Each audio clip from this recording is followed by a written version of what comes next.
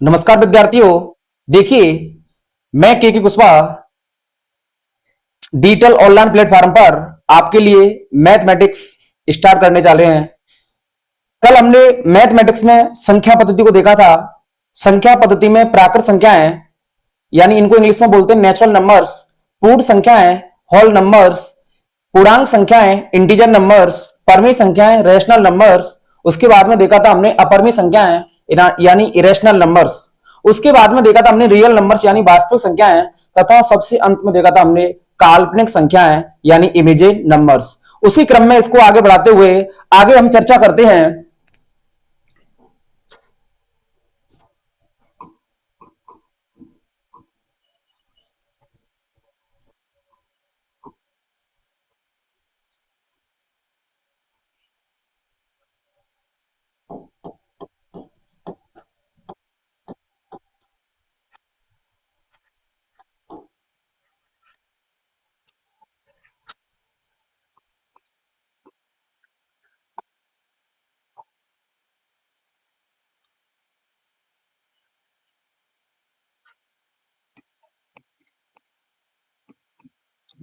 देखिए, सबसे पहले हम देखेंगे सम संख्याएं। सम संख्याएं यानी सम संख्याओं को बोलते हैं इंग्लिश में इवन नंबर्स। क्या बोलते हैं बच्चों? Even numbers. Even numbers. देखिए, सम संख्या किसे कहते हैं? एक होती है सम संख्या और दूसरी होती है विषम संख्याएं। यानी सम संख्या कौन सी होती है? जिन संख्याओं का इकाई अंक, जिन संख्याओं का इकाई अंक, इकाई अंक 0, 2, 4, 6 और 8, यानी जिन संख्याओं का इकाई अंक 0, 2, 4, 6, 8 में से होता है वो संख्या हमारी सम संख्या कहलाती है। एग्जाम्पल की बात करते हैं हम। देखिए, यहां पर इकाई अंक आ गया हमारा 0। ठीक है विद्यार्थियों, यहां पर आ गया 2, यहां पर आ गया 4, यहां पर आ गया 6 और यहां पर आ गया 8।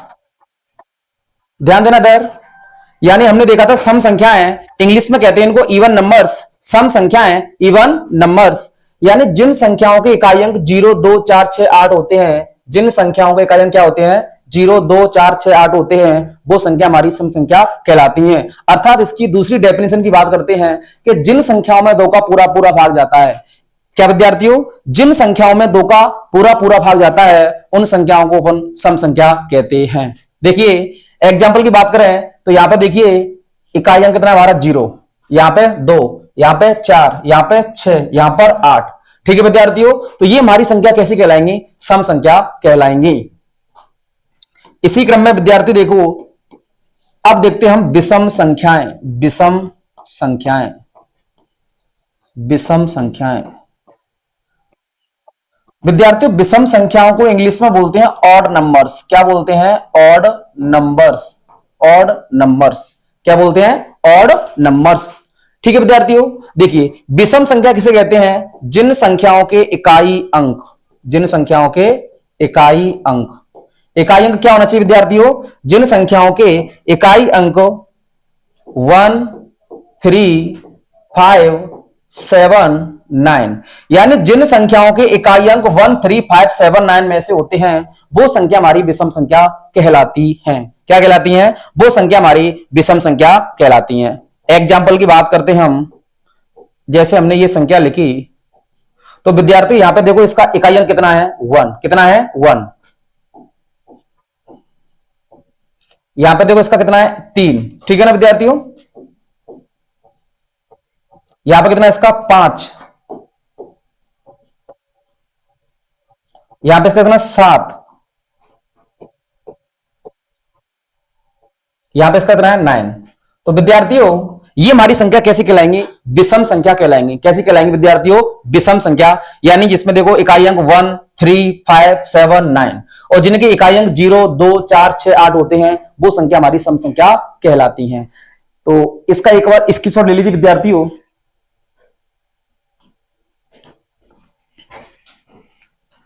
देखिए, इसके बाद में देखते हैं हम अगली संख्या इसके बाद में देखते हैं हम अगली संख्या, और संख्या हमारी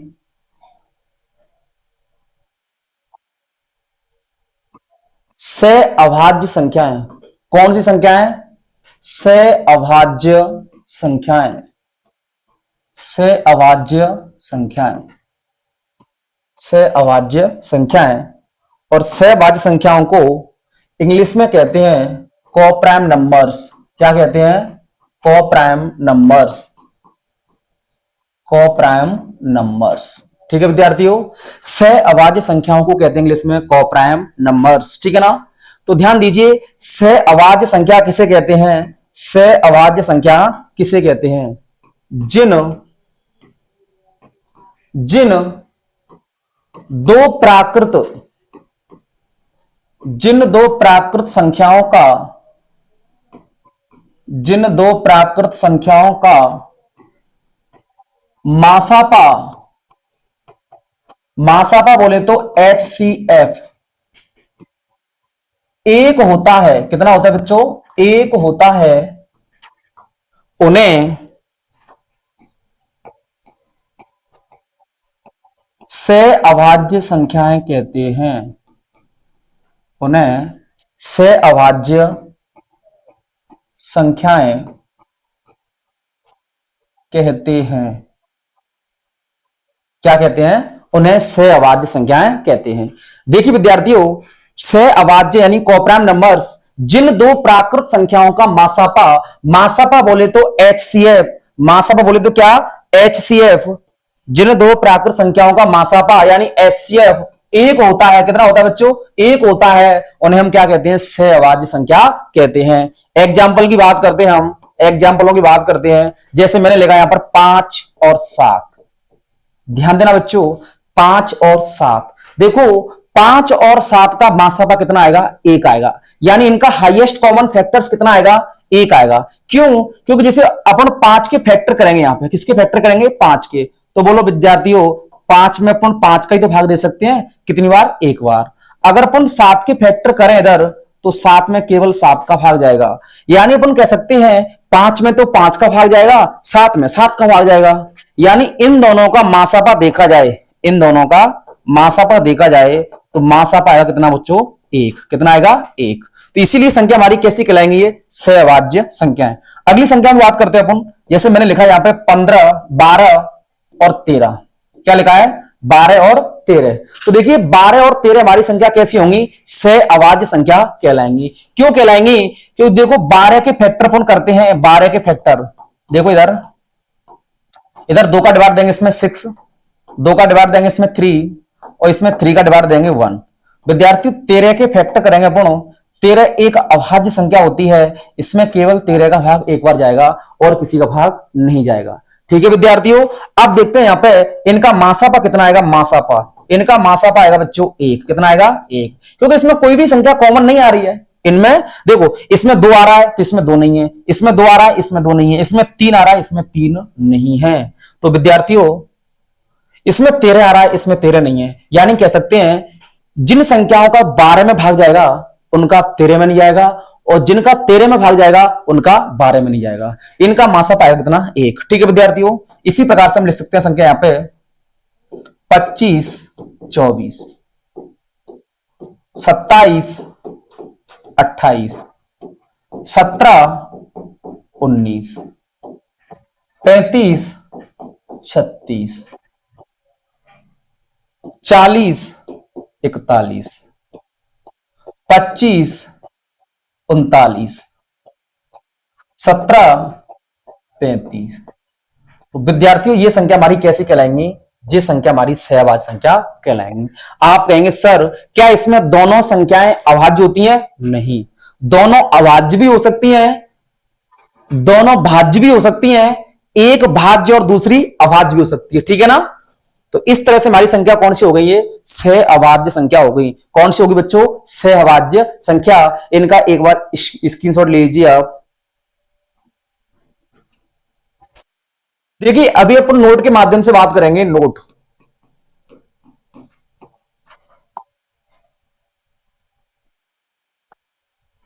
देखिए नोट में 2 लगातार दो लगातार प्राकृत संख्याएं, दो लगातार प्राकृत संख्याएं हमेशा हमेशा सहअभाज्य संख्याएं होती हैं।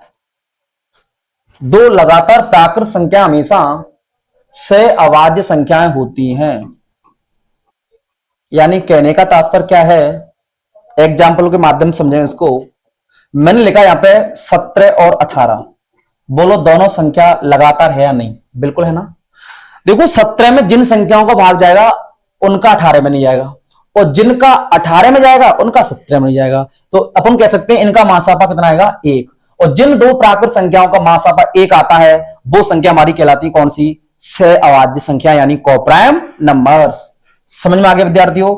मैंने यहां पर लिखा 44 और 45। क्या लिखा? 44 और 45। मैंने यहां पे लिखा 20 और 21। कितना लिखा? 20 और 21। मैंने लिखा यहां पे 70 और 71। मैंने यहां पे लिखा 64 और 65। 64 और 65। मैंने यहां पे लिखा 3 और 4। 3 और 4। मैंने लिखा यहां पे 19 और 20। मैंने यहां पे लिखा 27 और 28। कितना? 27 और 28। मैंने यहां पे लिखा 60 और 61। 60 और 61 इत्यादि। तो ये सभी हमारी, देखो कोई सी भी दो लगातार प्राकृत संख्या होती हैं तो वो संख्या हमारी कैसी कहलाती हैं? सहअभाज्य संख्या कहलाती हैं। ठीक है विद्यार्थियों, यानी दो लगातार प्राकृत संख्या हमेशा क्या कहलाती हैं? सहअभाज्य संख्या कहलाती हैं। इस तरह से हमने इनके एग्जाम्पल दिए। ठीक है ना। इसके बाद देखिए विद्यार्थियों, अपन बात करते हैं भाज्य संख्याएं। भाज्य संख्याएं, ये आप सबसे पहले देखो, भाज्य रहने दो, आप लिखिए अभाज्य, देख लो, है ना।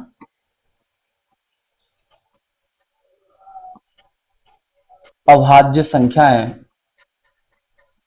देखो अभाज्य संख्याओं को क्या कहते हैं? रूढ़ संख्याएं भी कहते हैं। क्या कहते हैं? रूढ़ संख्याएं। रूढ़ संख्याएं। और रूढ़ संख्याएं कहते हैं, इनको बोलते हैं असंयुक्त संख्याएं। असंयुक्त संख्याएं। और क्या कहते हैं इनको भाई? और बोलते हैं इनको अमिश्रित संख्याएं। अमिश्रित संख्याएं। और बोलते हैं इनको अग्र संख्याएं। क्या बोलते हैं? अग्र संख्याएं। और बोलते हैं इनको प्रारंभिक संख्याएं। प्रारंभिक संख्याएं। और विद्यार्थियों इंग्लिश में बोलते हैं इनको प्राइम नंबर्स। इंग्लिश में बोलते हैं इनको प्राइम नंबर्स। ठीक है ना। देखो इधर, अभाज्य संख्या कह लो, रूढ़ संख्या कह लो, असंयुक्त कह लो, अमिश्रित कह लो, अग्र कह लो, प्रारंभिक संख्या कह लो, इंग्लिश में कहते हैं इनको प्राइम नंबर्स। क्या कहते हैं इंग्लिश में इनको? इनको कहते हैं प्राइम नंबर्स। ठीक है ना। तो देखिए इसकी परिभाषा की बात करें हम, इसकी परिभाषा की बात करते हैं। परिभाषा,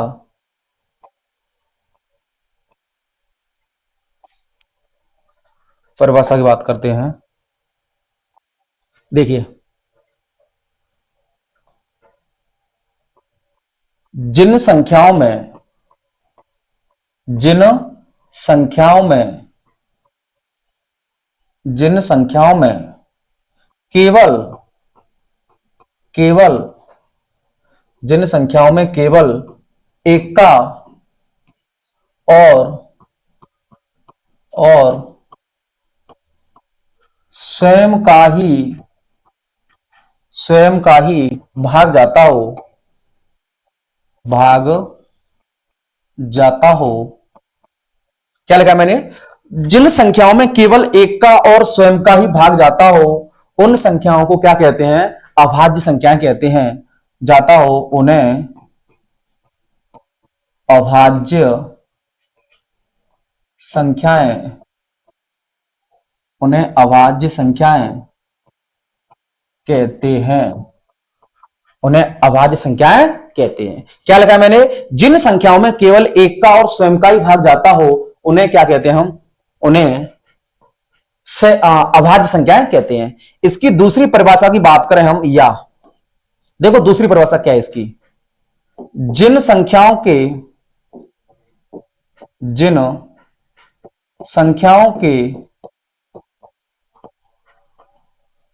फैक्टर, जिन संख्याओं के फैक्टर यानी गुणनखंड, जिन संख्याओं के फैक्टर यानी गुणनखंड केवल दो होते हैं, केवल कितने होते हैं? दो होते हैं, उन्हें अभाज्य संख्याएं कहते हैं। क्या लिखा मैंने?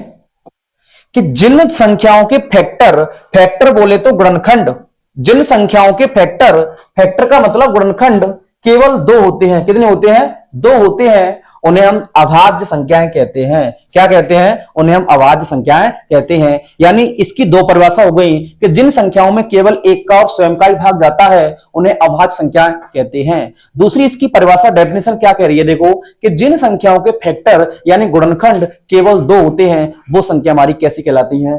अभाज्य संख्याएं कहलाती हैं। अपन बात करते हैं इसके एग्जाम्पलों की। किसकी बात करते हैं? इसके एग्जाम्पल। तो एक बार इसको लिख लीजिए। देखिए इसके उदाहरणों की बात करते हैं हम।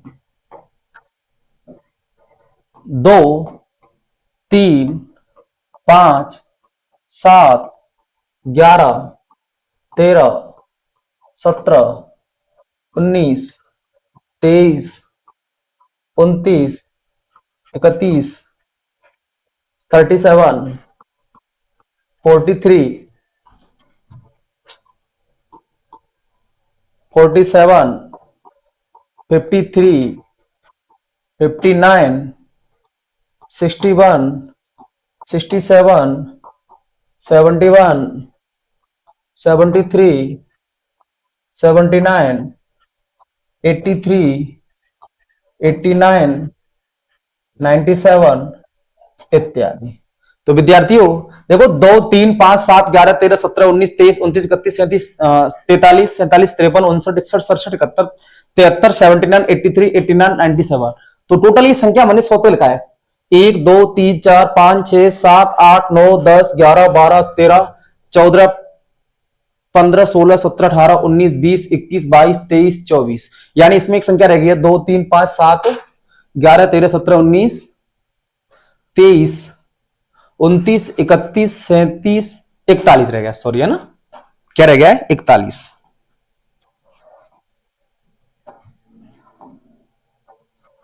41 और ये 43। ठीक है विद्यार्थियों, देखो अब ये टोटल संख्या हमारी 25 हो गई। 1, 2, 3, 4, 5, 6, 7, 8, 9, 10, 11, 12, 13, 14, 15, 16, 17, 18, 19, 20, 21, 22, 23, 24, 25। ये संख्या हमारी 1 से लेके 100 तक कितनी अभाज्य संख्या होती हैं? तो विद्यार्थी वो होती हैं 25। वो आपके सामने प्रदर्शित है। ठीक है ना?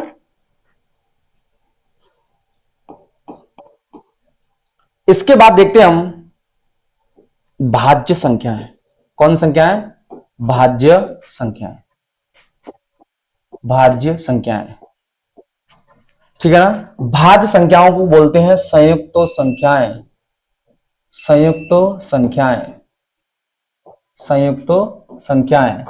इनको बोलते हैं मिश्रित संख्याएं। मिश्रित संख्याएं। और इनको बोलते हैं यौगिक संख्याएं। यौगिक संख्याएं। यौगिक संख्याएं। विद्यार्थियों इंग्लिश में बोलते हैं इनको कंपोस्ट नंबर।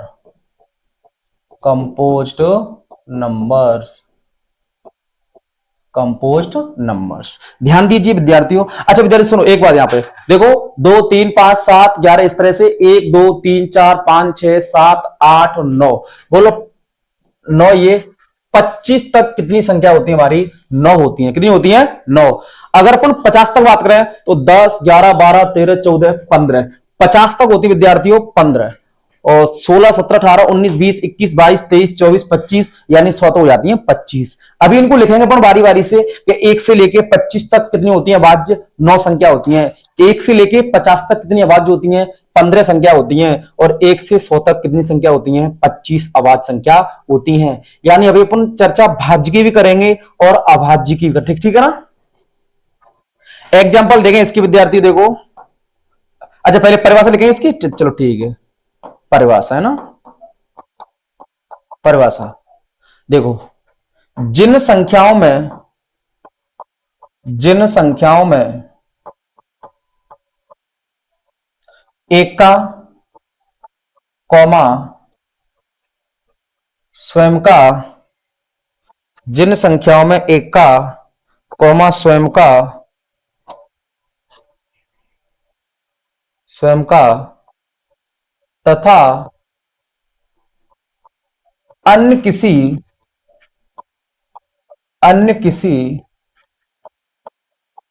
तीसरी संख्या का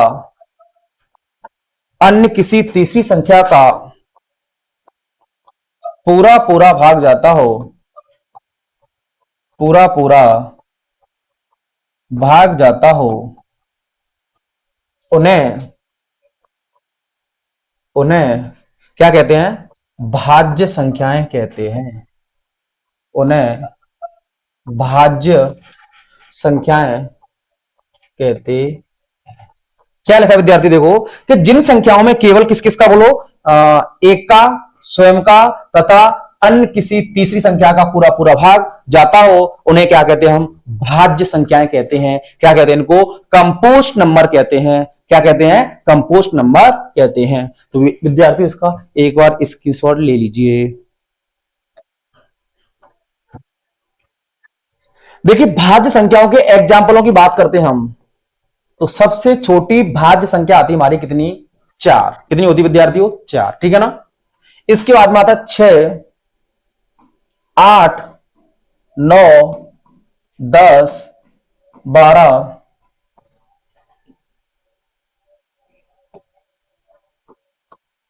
14, 15, 16, 18, 20, 21, 22, 24, और ये 25, 26, 27, 28, 30, डॉट डॉट डॉट।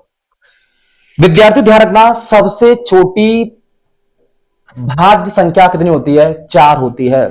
अच्छा, सबसे छोटी अभाज्य संख्या कितनी होती है विद्यार्थियों? 2 होती है। कौन सी होती है? 2। अच्छा, 2 दिखने में ऐसी लगती है कि हमारी संख्या कैसी है? भाज्य है, लेकिन होती कैसी है? अभाज्य। एकमात्र वो संख्या है 2। 2 एकमात्र वह संख्या है जो सम होते हुए भी कैसी है? अभाज्य। अन्यथा इसके अलावा कोई संख्या नहीं है। अपन बात करते हैं, इसमें हमने एक संख्या छोड़ दी है विद्यार्थियों। कौन सी? संख्या 1। यानी संख्या 1 न तो भाज्य और न ही अभाज्य संख्या होती है।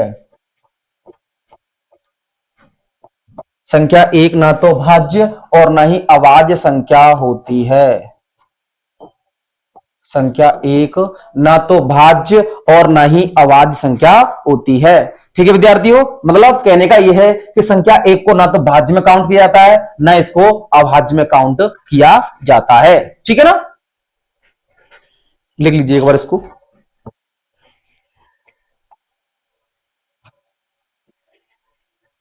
अब अपन बात करते हैं नोट के माध्यम से,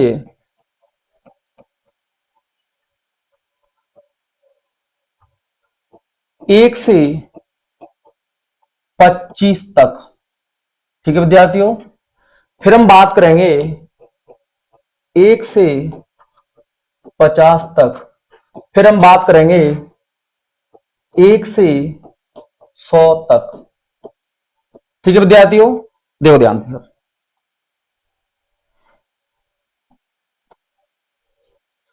1 से 25 तक अभाज्य संख्या देखें अपन, अभाज्य संख्या 1 से 25 तक। तो अभी हमने काउंट की थी, कितनी होती हैं? 9 होती हैं। कितनी होती है विद्यार्थियों? 9 होती हैं। 1 से 25 तक अगर अभाज्य संख्याओं की बात करें, कितनी होती है? 9। तो फिर भाज्य संख्या कितनी होती है? भाज्य, भाज्य संख्या, जरा ध्यान देना विद्यार्थियों। देखो 1 से 25 तक टोटल संख्या हमारी 25 होती है। कितनी होती है? 25। और 25 में से 9 कैसी है? अभाज्य। तो ये बची 16, और 16 में से एक ना तो भाज्य होती है और ना ही कैसी होती है? अभाज्य। तो संख्या आगे हमारी कितनी बोलो? 15। कितनी आ गई? 15। ठीक है ना? 15। क्लियर विद्यार्थियों? यानी 1 से 25 तक भाज्य संख्याओं की बात करें तो वो होती है हमारी 15। कितनी होती है? 15। अब बात करते हैं अपन किसकी? 1 से 50 तक, है ना? तो अभाज्य संख्या कितनी होती है? अभाज्य, अभाज्य संख्या विद्यार्थी अभाज्य होती है 15। कितनी होती है? 15। कितनी होती है बच्चों? 15। ठीक है ना? अगर भाज्य संख्याओं की बात करें, भाज्य संख्याएं, तो 1 से लेके 50 तक टोटल संख्या होती है 50। कितनी होती है बच्चों? 50। तो 50 में से 15 को माइनस कर दीजिए, तो ये आ गया 35। ठीक है ना? और एक ना तो भाज्य होती है ना अभाज्य होती है, तो संख्या बची कितनी? 34। तो ध्यान रखना विद्यार्थियों, 1 से 50 तक कितनी अभाज्य होती है? 15। भाज्य कितनी होती है? 34। ठीक है ना? अब बात करते हैं हम कहां पे? 1 से लेके 100 तक की संख्याओं की, है ना? तो अभाज्य संख्याएं कितनी होती हैं? ये अभाज्य संख्याएं विद्यार्थियों अभी हमने इनको काउंट किया था, 25 होती हैं। कितनी होती हैं? 25। यानी 1 से लेके 100 तक कितनी अभाज्य संख्या होती है? 25। तो बोलो भाज्य संख्या कितनी होंगी 100 तक? तो विद्यार्थियों 100 में से 25 को माइनस कर दीजिए, 75। 75 में से एक माइनस कर देंगे, क्योंकि एक ना तो भाज्य होती है और ना ही अभाज्य होती है। तो बोलो कितनी हो गई? संख्या होगी हमारी कितनी? 74। ठीक है विद्यार्थियों, एक बार पुनः देख लीजिए कि 1 से 25 तक, 1 से 25 तक कितनी अभाज्य होती हैं? 9। भाज्य कितनी होती हैं? 15। कितनी होती हैं? 15। 1 से 50 तक देखें, 1 से 50 तक अभाज्य होती हैं 15, भाज्य होती हैं 34। 1 से 100 तक देखें, 1 से 100 तक देखें तो अभाज्य होती हैं 25 और भाज्य होती हैं 74, यानी 74। ठीक है विद्यार्थियों, लिख लीजिए एक बार इसको।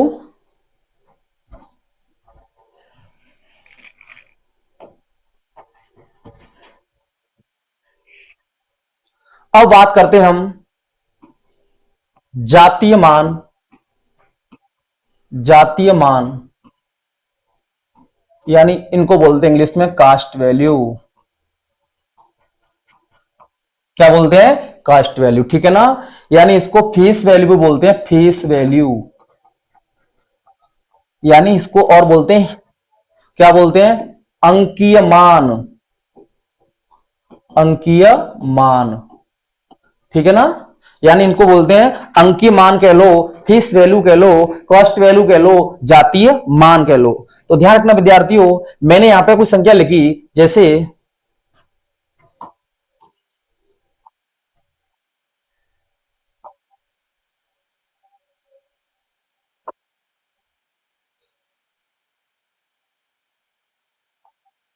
मैंने संख्या लिखी,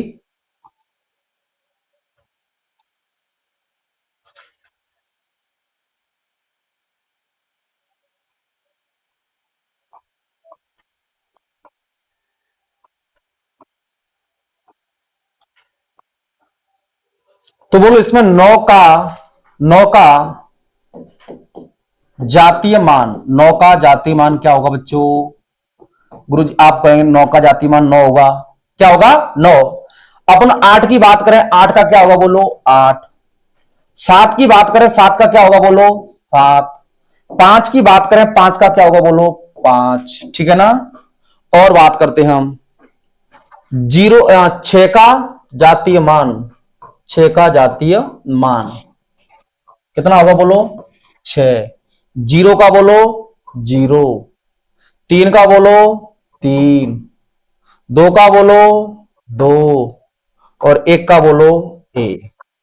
ठीक है विद्यार्थियों, यानी जिस अंक की बात कर रहा है संख्या के अंदर, यदि वो जिस अंक की बात कर रहा है वही अंक उसका जातिमान कहलाता है। जैसे 9 का 9, 8 का 8, 7 का 7, 5 का 5, 6 का 6, 0 का 0, 3 का 3, 2 का 2, 1 का 1। ठीक है विद्यार्थियों, यानी किसी भी संख्या में किसी भी अंक का यदि जातिमान पूछता है तो वही अंक उसका क्या कहलाता है? जातीय मान कहलाता है। ठीक है विद्यार्थियों, एक बार इसको लिख लीजिए।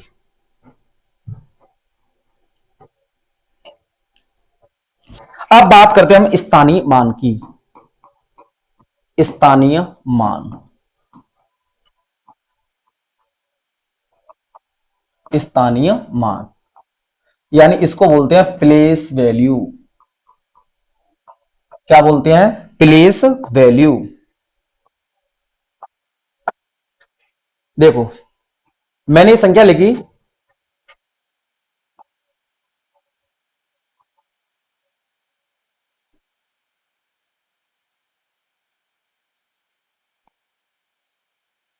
जीरो और 7 और 2। ठीक है ना?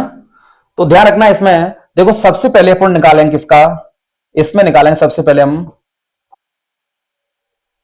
2 का स्थानीय मान। 2 का स्थानीय मान। तो ध्यान देना विद्यार्थियों, देखो 2 का स्थानीय मान, पहले उस अंक को लिखेंगे जिसका स्थानीय मान निकालना है। तो 2 लिख लिया हमने। अब देखिए 2 के बाद में कोई अंक है क्या? कोई अंक नहीं है, तो 2 का स्थानीय मान 2 आएगा। अब देखो 7 का निकालना है हमें। किसका निकालना है? 7 का। तो पहले 7 को लिखो। बोलो 7 के बाद कितने अंक है? 1, तो 1 लगा देंगे 0। ठीक है विद्यार्थियों, अब निकालेंगे 0 का। किसका निकालेंगे? 0 का। और 0 का निकालेंगे विद्यार्थियों हम। तो देखो जीरो, सबसे पहले जीरो लिख दिया मैंने। जीरो के बाद कितने अंक है? 1 और 2। ठीक है ना? 1 और 2। तो यानी अपन 2 जीरो लगा दें तो कोई फर्क पड़ने वाला नहीं है। चाहे मैं 1 जीरो लिख दूं, चाहे मैं 10 जीरो लिख दूं, चाहे 15 जीरो लिख दूं, जीरो तो जीरो होता है। ठीक है ना? अब निकालेंगे 5 का स्थानीय मान। तो पहले लिख लो 5। क्या लिख लो? 5। 1 2 3, तो बोलो कितनी जीरो आ जाएंगी? 3 जीरो। ठीक है ना? 9 का निकालेंगे। तो देखो 9 का, पहले लिख लो 9। 1 2 3 4, बोलो कितनी जीरो? 4 जीरो। ठीक है विद्यार्थियों, अब मान लीजिए निकालते हैं हम। 9 का हो गया, 4 का निकालें। तो 4 का स्थानीय मान निकालेंगे। पहले लिखो 4। क्या लिखा हमने? 4। 1 2 3 4 5, कितनी जीरो आएंगे विद्यार्थियों? 5 जीरो आ जाएंगी। अब निकालेंगे 3 का। तो पहले 3 लिख लो। 1 2 3 4 5 6, कितनी जीरो आएंगी बोलो? 6 जीरो, है ना? अब निकालेंगे मान लीजिए 8 का। तो पहले 8, 1 2, 1 2 3 4 5 6 7, बोलो कितने जीरो? 7 जीरो। ठीक है विद्यार्थियों, और लास्ट में निकालेंगे 6 का स्थानीय मान। 6, 1 2 3 4 5 6 7 8, बोलो कितनी जीरो आएंगी इसमें? 8 जीरो आएंगी। ठीक है ना? यानी जिस अंक का स्थानीय मान निकालना होता है, यानी जिस अंक का स्थानीय मान हमें पूछा गया है, सबसे पहले उस अंक को लिखेंगे। उसके बाद कितने अंक हैं उतनी क्या लगा देंगे? हम जीरो लगा देंगे। ठीक है विद्यार्थियों, दूसरी बात, जैसे मान ली उसने पूछा है 9 का। किसका पूछा है? 9 का। तो एक तो तरीका ये कि 9 लिख लो और 1 2 3 4 जीरो लगा दो। दूसरी बात ये देखो 9 किसका काम कर रहा है? स्थानीय मान का मतलब होता है, इसका शाब्दिक अर्थ होता है कि इस स्थान पर यह अंक क्या अपनी वैल्यू दिखा रहा है। ठीक है ना? तो देखो यहां पे इस 9 की बात कर रहे थे, इकाई, दहाई, सैकड़ा, हजार, 10,000, यानी यहां पर 9 का मतलब है 90,000। अगर अपन तरीके से निकाल लेंगे तो भी 90,000 आएगा। देख लो यहां पे 90,000 ये रहा ना। और अगर डायरेक्ट निकालेंगे तो भी इसका आंसर कितना आएगा? 90,000। ठीक है विद्यार्थियों, एक बार इसको लिख लीजिए। तो अभी हमने देखा जाति मान और स्थानीय मान। अभी देखते हैं हम थोड़ा सा कि जाति मान, सॉरी स्थानीय मान जो दशमलव वाले, यानी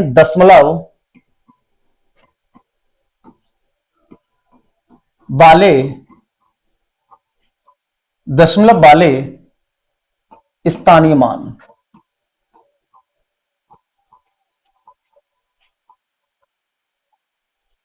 ठीक है ना। तो मैं यहां पर एग्जांपल देता हूं इनके लिए।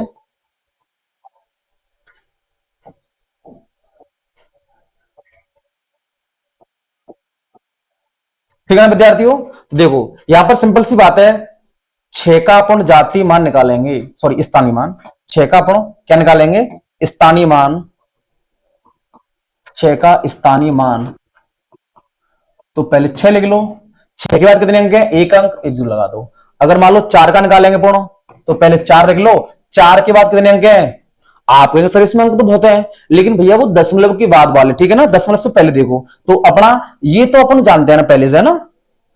इनको बोलते हैं पूर्णांश, क्या बोलते हैं, पूर्णांश, है ना। ये पूर्णांश के स्थानीय मान निकाले हमने, किसके निकाले हैं, पूर्णांश के। अब देखेंगे, अच्छा इनको बोलते हैं अपूर्णांश, कौन से, अपूर्णांश। तो ध्यान दीजिए इधर, 9 का निकालेंगे यहां पर, है ना, 9 का स्थानीय मान, 9 का स्थानीय मान। तो विद्यार्थियों पहले 9 लिखो, क्या लिखो, 9। अब देखो पॉइंट के बाद 9 का, यानी इस पॉइंट के बाद 9 का कौन सा स्थान है, इसका स्थान है पहला। कौन सा स्थान है, पहला। ठीक है विद्यार्थियों। अरे पटेल जी देखिए यहां कैमरा का है, शायद इधर इधर हो गया, देखना क्या हो गया इसमें, इससे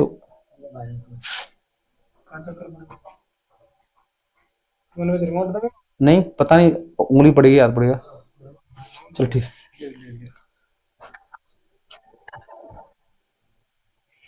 36 मिनट। सॉरी, थोड़ा सा इधर देखिए। 9 का स्थानीय मान, यानी पहले अपने क्या लिखा, 9 लिखा, ठीक है ना, 9 लिखा है। अब देखो 9 का इस पॉइंट के बाद कौन सा स्थान है, तो पहला स्थान है, यानी इसके नीचे हमें लगाना होगा 10। क्या लगाना होगा, 10। तो इसका आंसर या तो 9/10 सही है, या फिर 10 का इसमें डिवाइड करेंगे 0.9। ठीक है विद्यार्थियों। अब बात करते हैं अपन 5 का स्थानीय मान। तो विद्यार्थियों पहले 5 लिखो, क्या लिखो, 5, ठीक है ना। अब देखो पॉइंट के बाद इस 5 का कौन सा स्थान है, पहला दूसरा, यानी नीचे क्या लगा देंगे, 2 जीरो। या तो आंसर ये हमारा सही है, या फिर इसका डिवाइड करेंगे तो 0.05, ये आंसर सही है। ठीक है ना विद्यार्थियों। अभी बात करते हैं अपन 6 की। तो 6 का निकालेंगे, पहले 6 लिखो, ठीक है ना, पहले क्या लिखो, 6 लिखो। ठीक है 6 लिख दिया हमने। अब देखो 6 का कौन सा स्थान है पॉइंट के बाद, 1 2 3, तो नीचे लगा देंगे 3 जीरो, यानी इसका इसमें डिवाइड करेंगे तो 0.006, 0.006। अगर मान लीजिए 7 का निकालना हो हमें, तो पहले 7 लिखो। अब देखो 1 2 3 4, तो नीचे बोलो कितनी जीरो आएंगी, 4 जीरो, है ना। इसका इसमें डिवाइड कर देंगे 0.0007, 0.0007।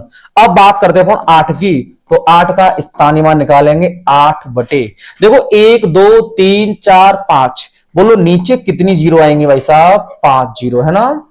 अगर इसका इसमें डिवाइड करना होगा मैं, तो 0.10 जीरो, 2 जीरो, 3 जीरो, 4 जीरो, और ये 8। तो अपने 8 का जो स्थानीय मान आएगा वही आएगा। ठीक है ना विद्यार्थियों, समझ में आ गया होगा आपकी में।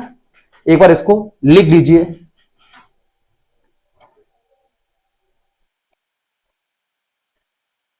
अभी देखिए, अब अपन बात करते हैं पूर्ववर्ती मान और अनुवर्ती मान। कौन सा मान, पूर्ववर्ती मान और अनुवर्ती मान। पूर्ववर्ती मान, तो बात करते हैं अपन पूर्ववर्ती मान, पूर्ववर्ती मान। अगर इंग्लिश की बात करें, हम इंग्लिश की बात करें इसकी, तो इंग्लिश में कहते हैं पूर्ववर्ती मान को बिफोर वैल्यू, बिफोर वैल्यू, है ना। क्या बोलते हैं, पूर्ववर्ती मान कह लो या बिफोर वैल्यू, ठीक है ना। देखो पूर्ववर्ती मान क्या होता है, पूर्ववर्ती मान कुछ नहीं करना है इसमें, आपको -1 करना है। क्या करना है, -1 करना है। वो कैसे गुरुजी, तो ध्यान दीजिए इधर थोड़ा सा। देखो पूर्व का मतलब होता है पहले, पूर्व का मतलब क्या होता है बच्चों, पहले। पूर्व का मतलब होता है पहले, यानी जैसे मान लीजिए हम एग्जांपल देते हैं कि 79 का पूर्ववर्ती मान क्या होगा, 79 का पूर्ववर्ती मान, तो 79 से आता है पहले 78। क्या आता है, 78। अब मैं बात करूं 64 का पूर्ववर्ती मान क्या होगा? 63। क्या होगा? 63। अगर मैं बात करूं 9999 का पूर्ववर्ती मान, तो 9998। ठीक है ना? अगर मैं बात करूं 1000 का पूर्ववर्ती मान क्या होगा, तो ये होगा 999। अगर हम बात करें 6915 का पूर्ववर्ती मान क्या होगा? 6914। अगर हम 14000 के पूर्ववर्ती मान की बात करें तो कितना होगा बोलो? 13999। कितना होगा? 13999। ठीक है विद्यार्थियों। अगर हम बात करें 675 का पूर्ववर्ती मान बोलो? 674। अगर हम बात करें 788 का पूर्ववर्ती मान? 787। 787। 787। ठीक है विद्यार्थियों। तो ये होता है हमारा पूर्ववर्ती मान, यानी कुछ नहीं करना है, पूर्ववर्ती मान में एक माइनस करना है। क्या करना है? 1 माइनस करना है। अब बात करते हैं हम अब बात करते हैं हम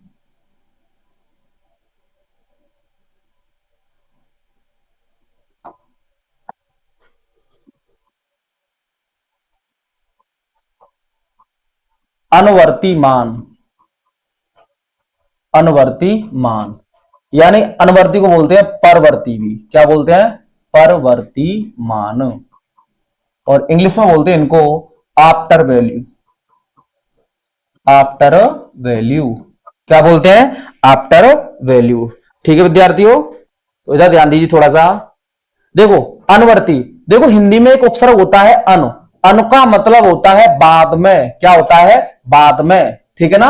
अनु का मतलब होता है बाद में। तो कुछ नहीं करना है, इसमें +1 करना है आपको। क्या करना है? +1 करना है। ठीक है विद्यार्थियों। वो कैसे? इधर देखो तो मैंने यहां पे लिखा 64 का अनुवर्ती मान क्या होगा? 64 का अनुवर्ती मान, तो आप बोलेंगे गुरुजी 65 होगा। कितना होगा? 65 होगा।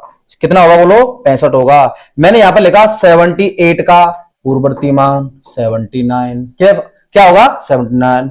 मैंने लिखा यहां पर 56 का, तो आपने बोला 57, सॉरी। मैंने यहां पर बोला 9999, 9999, तो यह आएगा 10,000। मैंने पूछा तुमसे कि आप बताइए 795 का अनुवर्ती मान, तो आपने बोला 796। मैंने बोला यहां पे 10,425, 10,425, तो इसका होगा 10,426। मैंने यहां पे पूछा 7,944, तो ये होगा 7,945। मैंने आपसे पूछा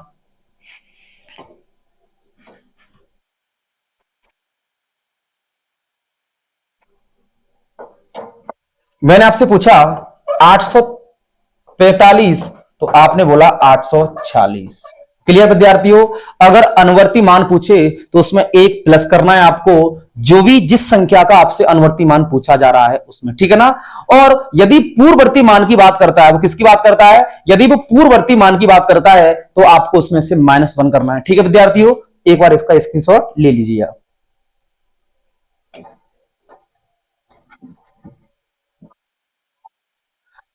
अब देखिए कुछ स्पेशल नंबर्स हैं, उनके मैं आपको अनुवर्ती और पूर्ववर्ती मान बता रहा हूं। इनको लिखेंगे नोट के माध्यम से। नोट के माध्यम से। ठीक है विद्यार्थियों। यानी कह सकते हैं अपनों संख्या 1 का पूर्ववर्ती मान। संख्या 1 का पूर्ववर्ती मान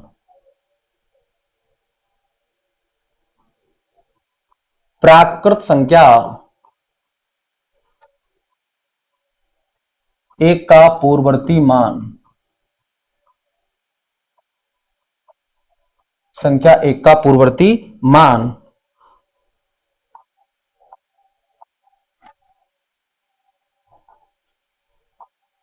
मैंने बोला यहां पे पूर्ण संख्या 1 का पूर्ववर्ती मान। पूर्ववर्ती मान मैंने यहां पे लिखा पूर्ण संख्या पूर्ण संख्या जीरो का पूर्ववर्ती मान। मैंने बोला यहां पे पूर्णांक संख्या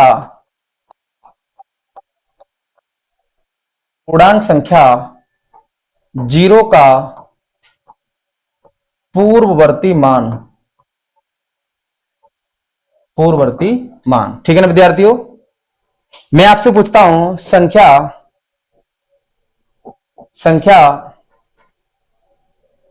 एक का संख्या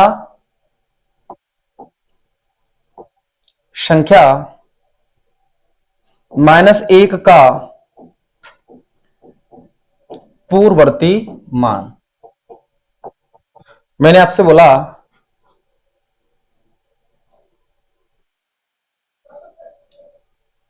मैं आपसे पूछा हूं कि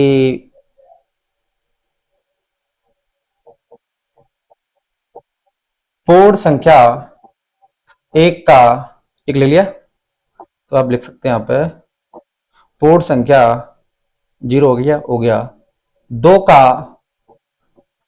पूर्ववर्ती मान। ठीक है ना। तो ध्यान देना, देखो संख्या एक का पूर्ववर्ती मान कितना आ जाएगा, जीरो आ जाएगा। ठीक है ना भाई, संख्या एक का पूर्ववर्ती मान जीरो है।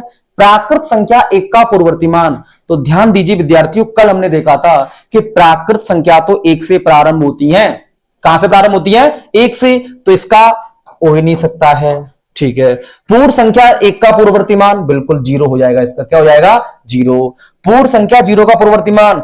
अब बताइए मुझे कि पूर्ण संख्या कहां से प्रारंभ होती है। पूर्ण संख्या विद्यार्थियों कहां से होती हैं, पूर्ण संख्या होती हैं जीरो से प्रारंभ। तो गुरुजी ये तो इसमें आता ही नहीं है, वेरी गुड, यानी ना तो इसका मान होगा ना इसका मान होगा। ठीक है ना। पूर्णांक संख्या जीरो, यस, -1। संख्या -1 का -2। पूर्ण संख्या दो, 1। ठीक है विद्यार्थियों, यानी कभी भी ध्यान रखना, प्राकृत संख्या एक का पूर्ववर्ती मान मत निकाल देना, क्योंकि प्राकृत संख्या तो हमारी एक से ही प्रारंभ होती है। तो इसमें जो आपके लिए वेरी वेरी इंपोर्टेंट है, एक तो ये है और आपके लिए एक ये है। ठीक है ना, एक बार इसको लिख लीजिए विद्यार्थियों। अब बात करते विद्यार्थी हम अब बात करते हैं कुछ महत्वपूर्ण सूत्र, कुछ महत्वपूर्ण सूत्र। देखिए इधर, सबसे पहले अपन बात करते हैं एन प्राकृत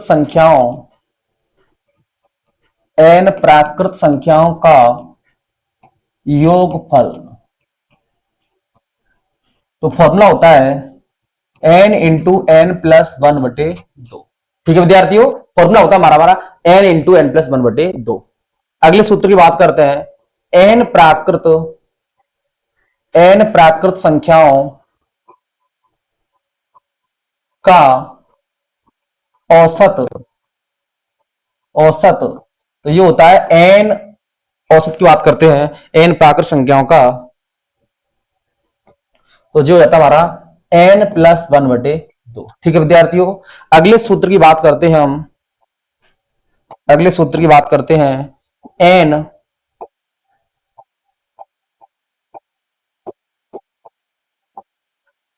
n पूर्ण संख्याओं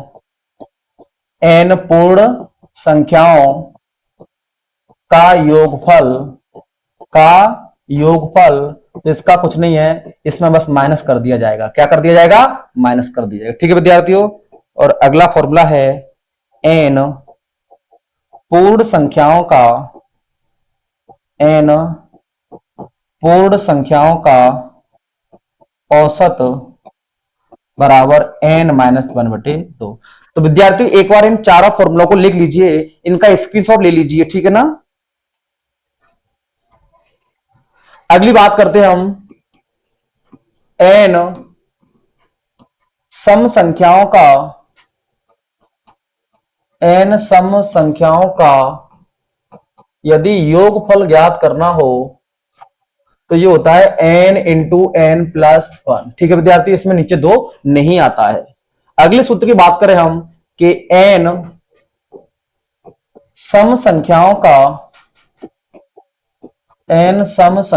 का औसत बराबर जो होता है n प्लस वन। ठीक है ना। और अगले फॉर्मूले की बात करें हम, n विषम संख्याओं का योगफल ज्ञात करें। तो n विषम संख्याओं का जो होता है विद्यार्थियों n स्क्वायर। क्या होता है? n square. अगले सूत्र की बात करते हैं, n विषम संख्याओं का औसत। तो विद्यार्थी औसत होता है केवल n। ठीक है विद्यार्थियों, तो इन 4 सूत्रों का एक बार स्क्रीनशॉट ले लीजिए। अब बात करते हैं विद्यार्थी, देखो सूत्र नंबर 9। सूत्र नंबर 9, n प्राकृत संख्याओं के वर्गों का योगफल। तो n प्राकृत संख्याओं के वर्गों का योगफल होता है n into n plus one into two n plus one upon six. n into n plus one into two n plus one upon six. अगला है n प्राकृत संख्याओं के घनों का योगफल। तो विद्यार्थी ये होता है n into n plus one बटे दो का whole square. n into n plus one upon two का होल स्क्वायर। अगले फॉर्मूले की बात करते हैं हम, लगातार बीच में से सभी संख्याओं का योगफल ज्ञात करना हो। क्या करना हो? योगफल। तो विद्यार्थी होता है a plus b into b minus a plus one upon two. विद्यार्थी इसको हिंदी में लिखा जाएगा, a प्लस बी को कहते हैं योग। क्या कहते हैं? योग। और b माइनस ए को कहते हैं अंतर। क्या कहते हैं? अंतर। Plus one upon. ठीक है विद्यार्थियों, क्या है? लगातार बीच में से सभी संख्याओं का योगफल a plus b into b minus a plus one upon two. अगर इसको हिंदी में बोलेंगे, a प्लस बी को कहते हैं योग, b माइनस ए को कहते हैं अंतर, प्लस वन अपॉन टू। ठीक है विद्यार्थियों, एक बार इसको लिख लीजिए।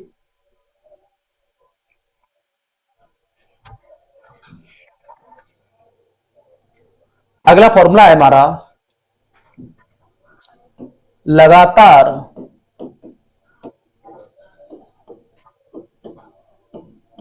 बीच में से सम या विषम संख्याओं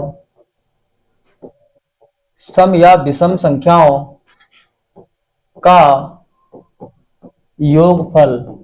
तो ये होता है a plus b into b minus a plus two upon four. विद्यार्थी इसको हिंदी में लिखा जाएगा, तो इसको कह सकते हैं a प्लस बी को योग और b माइनस ए को कहते हैं अंतर, प्लस टू अपॉन फोर। ठीक है विद्यार्थियों, अगले फॉर्मूले की बात करते हैं हम। अगला फॉर्मूला हमारा n सम या विषम संख्याओं के वर्गों का योगफल। n सम या विषम संख्याओं के वर्गों का योगफल। तो फॉर्मूला होता है हमारा n into n plus one into n plus two upon six. एक बात ध्यान रखना विद्यार्थियों कि जब जब वर्गों का योग आएगा क्या आएगा, जब जब वर्गों का योग आएगा नीचे 6 लेकर के आएगा, यानी जब जब वर्गों का योग आया है विद्यार्थी देखो इधर, जब जब वर्गों का योग आया है देखो n प्राकृत संख्याओं के वर्गों का योग क्या है, n into n plus one into two n plus one upon six, यानी जब जब वर्गों का योग आएगा नीचे 6 लेकर के आएगा। ठीक है विद्यार्थियों, तो देखो यहां पर सम विषम के वर्गों का योग है n into n plus one into n plus two upon six. Clear विद्यार्थियों, अगले फॉर्मूले की बात करते हैं हम, x के प्रथम n गुणजों का योगफल, क्या लिखा है, देखो विद्यार्थी ये x है और ये n है, ठीक है ना, तो x के प्रथम n गुणजों का योगफल ये होता है हमारा x n into n plus one बटे दो। ठीक है विद्यार्थियों, कुछ नहीं है, जो सूत्र नंबर फर्स्ट हमारा कि प्राकृत संख्याओं के वर्गों का योग क्या होता है, n into n plus one बटे दो होता है, तो इसमें क्या बढ़ जाता है, केवल x बढ़ जाता है। ठीक है ना, और अगले फॉर्मूले की बात करते हैं हम, x के प्रथम n गुणजों, विद्यार्थी यहां पर गुणज आ जाए या पहाड़े आ जाए ना, पहाड़े का औसत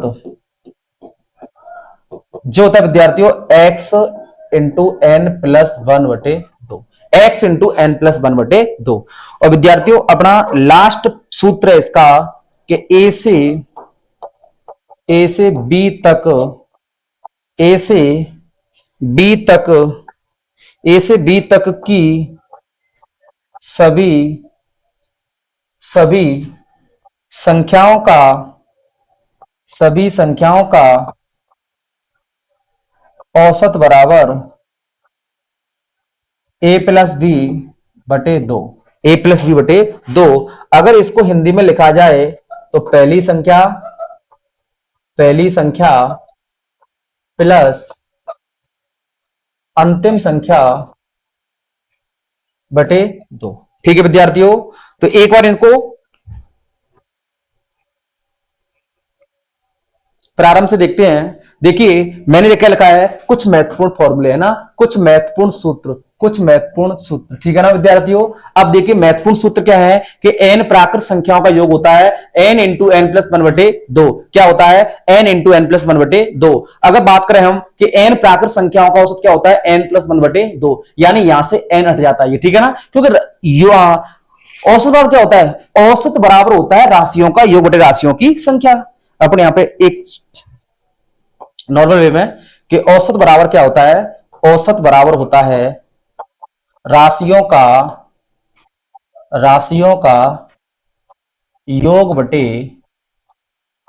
का योग बटे राशियों की संख्या। तो ध्यान रखना विद्यार्थियों, हमें यहां पे देखो औसत निकालना है किसका, प्राकृत संख्याओं का। तो अपन इस योगफल में यदि n का भाग देंगे, इसमें क्या देंगे, n का भाग देंगे, तो n से n कट जाएगा, क्या बचेगा n प्लस वन बटे दो। कुछ नहीं करना विद्यार्थियों, ये दोनों फॉर्मूले सेम है, क्यों, क्योंकि ये दोनों प्राकृत संख्याओं के हैं और ये दोनों पूर्ण संख्याओं के हैं, तो इसमें प्लस है और इसमें क्या है माइनस। ठीक है विद्यार्थियों, अब बात करते हैं n सम संख्याओं का योगफल। कुछ नहीं विद्यार्थियों, बस इसमें से नीचे दो हट जाता है, क्या हट जाता है, नीचे से दो को हटा दिया जाता है, ठीक है ना। n सम संख्याओं का औसत, यहां से n को हटा दीजिए, n प्लस वन रह गया। n विषम संख्याओं का योगफल, आपको केवल इसको ध्यान रखना है, n स्क्वायर होता है। अगर मान लीजिए n विषम संख्याओं का औसत निकालना है तो विद्यार्थी n स्क्वायर का मतलब होता है n इंटू एन, और इसमें अपन n को भाग देंगे क्योंकि क्या निकालना है, औसत, तो क्या बन जाए केवल n। ठीक है विद्यार्थियों, अगला आता है n प्राकृत संख्याओं के वर्गों का योग। मैंने क्या बताया है कि जब जब वर्गों का योग आएगा, जब जब वर्गों का योग आएगा नीचे चले करके आएगा, तो n प्राकृत संख्याओं के वर्गों का योग n into n plus one into two n plus one upon six. Clear विद्यार्थियों, अगला फॉर्मूला है n प्राकृत संख्याओं के गणों का योगफल, यानी क्यूब का सम निकालना है हमें। तो सूत्र नंबर फर्स्ट क्या है हमारा, सूत्र नंबर फर्स्ट है भाई साहब कि n into n plus one बटे दो, इसका क्या करना है, होल स्क्वायर। ठीक है विद्यार्थियों, अगला है लगातार बीच में से सभी संख्याओं का योगफल, यानी a plus b into b minus a plus one upon two. यानी अपन कह सकते हैं कि a प्लस बी को कहते हैं योग और b माइनस ए को कहते हैं अंतर, प्लस वन अपॉन टू। अगला है कि लगातार बीच में से सम या विषम संख्याओं का योग, लगातार बीच में से या तो सम का पूछे या विषम का पूछे, दोनों में ही ये सूत्र रहेगा। तो सूत्र होता है a plus b into b minus a plus 2/4। A plus b को कहते हैं विद्यार्थियों योग, क्या कहते हैं, योगफल। बी माइनस ए को कहते हैं अंतर, प्लस 2/4। अगला फॉर्मूला विद्यार्थियों कि n सम या विषम संख्याओं के वर्गों का योगफल, n into n plus 1 n plus 2/6, यानी जब जब वर्गों का योग आएगा नीचे 6 लेकर के आएगा, ठीक है ना। अगला है x के प्रथम n गुणजों का योगफल, x के प्रथम n गुणजों का योगफल x इंटू एन प्लस 1/2, ठीक है ना। x के प्रथम n गुणजों का औसत, तो यहां से क्या हट जाएगा, n हट जाएगा, ठीक है ना। तो x इंटू एन प्लस 1/2। और सबसे लास्ट में फॉर्मूला हमारा कि a से b तक की सभी संख्याओं का औसत a प्लस b/2, यानी पहली संख्या प्लस अंतिम संख्या बटे 2। क्लियर विद्यार्थियों। तो इस प्रकार से आज की क्लास, यदि आपको पढ़ाने का तरीका, समझाने का तरीका वाकई आपको पसंद आता हो तो हमारी चैनल को सब्सक्राइब करें, लाइक करें और वीडियो को शेयर करना ना भूलें। धन्यवाद। राम राम साहब।